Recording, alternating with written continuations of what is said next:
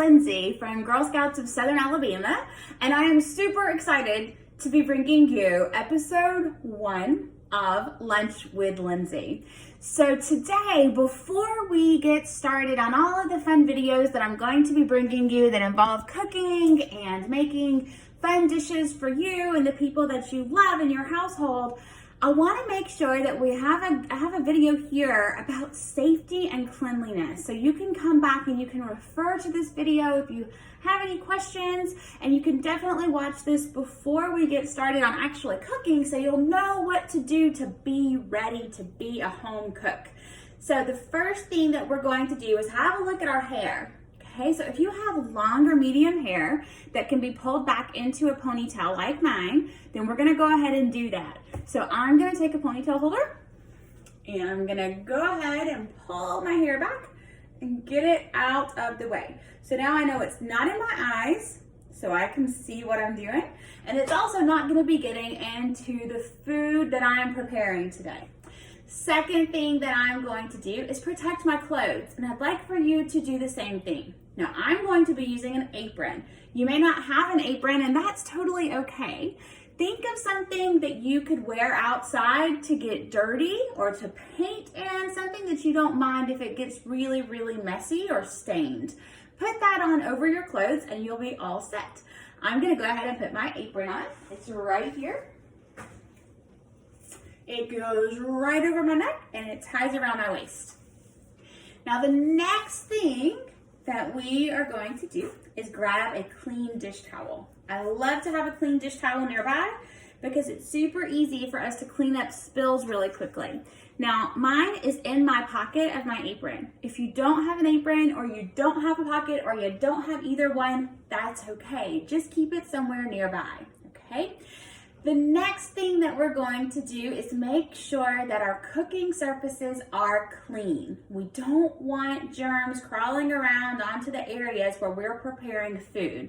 So we are going to take a paper towel like this, and we're gonna take a little bit of cleaning spray, and we're gonna go ahead and get our area prepared and clean and ready to go. So we will be ready to cook. Now that we've done that, we can go ahead and get the very last and the most important thing done. Can you guess what it is? What have I not said yet? If you guessed wash your hands, you are absolutely correct. You've got to make sure that your hands are super clean. Now, do you know how many seconds you wash your hands with soap and water? Did you say 20? You're absolutely right. 20 seconds with soap and water. We're gonna rub them. So I'm gonna stop the video. We're gonna go wash our hands, and then on the next video, you will be ready to go to help us start preparing some really delicious meals and snacks for your family. Today, we are going to be making a really quick but delicious, healthy, and fun snack called fruit kabobs. And we've already done a few here for you. And we're going to be using different kinds of fruit. So this is my helper, Harrison, and we have gathered up the fruits that we have here. So the beauty of doing fruit kabobs at your house is you can use whatever you have or whatever you like. So we are doing strawberries, we're doing grapes, and we're doing oranges. Now, if you have bananas, that would be great. Bananas would be perfect on this. If you have apples, that would be great too. But you're going to need at least 3 kinds of fruit. You can do 2 if you want to, but 3 gives it a little bit more color. So we're going to do fruit. We're also going to need something that we can put the fruit on to create our skewer. So we have used traditional skewer sticks here. Now, that doesn't mean that you have to have these. If you have a drinking straw, you can always put your fruit onto that. You could use a variety of different things, or you could just get some good practice chopping up your fruit, putting it together, and making a pretty little fruit salad. So we might actually do a little bit of that at the end, just to show you what that might look like. First thing that we are going to do is I already have my grapes right here. This is, they're in a colander, colander is a container that has holes in it, if you can see the holes, so that when you rinse off whatever is inside of it, the water drips down with all of the germs and the fruit gets clean. So we're gonna put our fruit into this. So this is where our grapes go.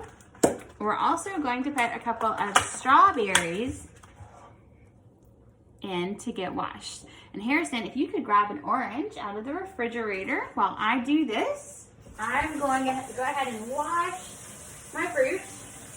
My fruit is now going to dry. And Harrison has an orange. So oranges are a little bit different. Bananas would be different as well. So we don't necessarily need to put this into a colander because it has this natural protective peel on the outside. Now, that doesn't mean that we don't wash it. We're still going to wash this because we want to make sure that any germs that are on the outside don't get onto the inside when we start to peel this. So I'm going to give him a quick rinse. And I'm going to dry it off with my dish towel here. Okay.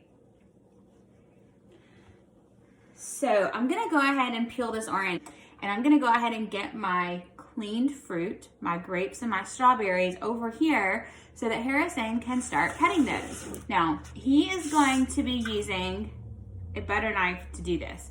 Now, what a butter knife means is that it's just sharp enough to spread butter. So this is not a sharp knife, and you shouldn't have a sharp knife to do this because grapes, strawberries, the types of things that we are putting onto a skewer today, they're not hard. They're really easy to cut into, so we get to use really easy knives. So I'm gonna bring these over. We have these great, beautiful, giant strawberries, and Harrison is going to come right here, and what he's going to do is we want to get rid of this green part because we don't eat the green part, right? So we're going to get rid of that, and now Harrison is going to hold this with his fingers tucked under. So his fingers are not sticking out. Even though this isn't a sharp knife, we don't want our fingers to be underneath it. So his fingers are curled under the strawberry as he cuts the green part off. Good. And so do you want to show the camera what you have now? Excellent. So the green part is gone. Now, what we're going to do next is we're going to cut the strawberry into some segments. Very nice. Okay. So now what we have here are clean grapes, and we have a bunch of beautiful strawberry segments. You can throw this away, the green part, and orange segments. And so all we're going to do now is start placing them on to their sticks. So I'll tell you what I'll do. I'm going to cut one up. Harrison is going to make a skewer, and I'm going to show you what it would look like if you didn't have a skewer stick and you wanted to do a fruit salad. How does that sound? All right. Okay, let me throw this away. So you can go ahead and get started showing everyone how we do it. So you can do these in any different way you want to. So what I'm going to be doing is I'm going to put a strawberry on, and then I will do, and it'll be like a pattern, and I will do it like strawberry and orange, grape, strawberry, orange, grapes. And then it goes on until you have a kebab. So here's an example of what it looks like if you do it up and down. I prefer that way because I think it's pretty like that. But there's other ways to do it as well. You see this one has a vertical one or a horizontal one. Okay. Look at that. It's so pretty. Yeah. I'm going to take my bowl here. And I'm putting grapes. I'm putting in strawberries. Can you see that? Putting in my oranges.